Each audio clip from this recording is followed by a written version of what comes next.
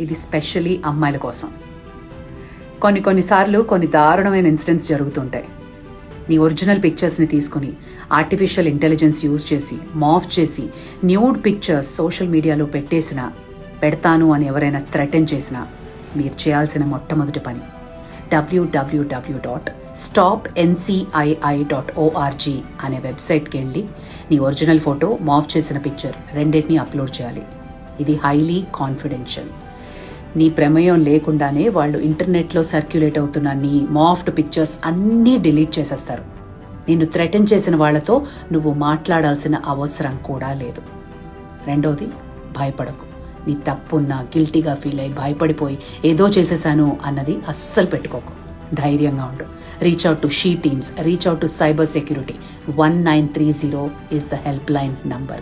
Be brave and courageous.